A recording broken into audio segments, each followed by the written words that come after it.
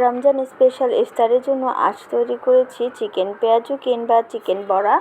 এটা খেতে কিন্তু অসম্ভব মজার।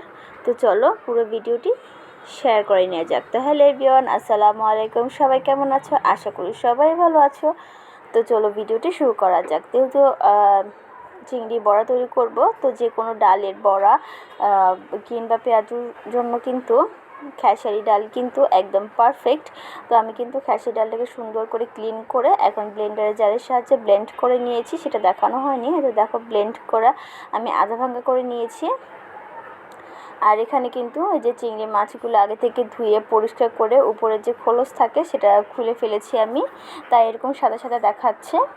আর এখানে বেশ খানিকটা পেঁয়াজ কুচি এখানে অ্যাড করা হয়েছে, আর দিয়ে দিয়েছি চিলি ফ্লেক্স, ধনিয়ার গুঁড়ো, পরিমাণ মতো লবণ, মরিচের গুঁড়ো, ধনিয়ার গুঁড়ো, আর দিয়ে দিব একটু চাট মশলা।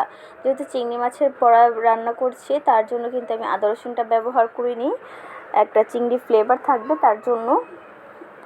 শুধু এই বাকি মশলাগুলো দিয়ে এখন সুন্দর করে ডালটাকে মেখে নেব।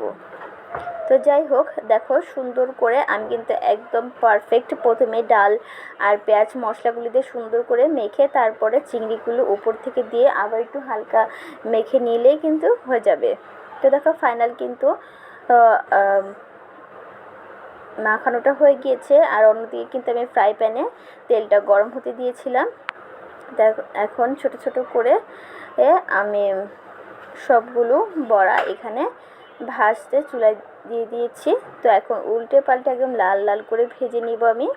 তো কিছুক্ষণের পর দেখো আমার ভাজা কিন্তু অলমোস্ট কমপ্লিট। তো এই দেখো পরিবেশন করার পর কতটা লোভনীয় হচ্ছে, খেতে কিন্তু অসম্ভব মজা। এটা কিন্তু ভীষণ মুচমুচে হয়েছে। চাইলে তোমরা একবার হলে এটা ট্রাই করে দেখতে পারো। আর ভিডিওটি ভালো লাগলে like, share, comment and subscribe করে পাশে থাকবে। তো আজ এই পর্যন্তই। আল্লাহ হাফেজ।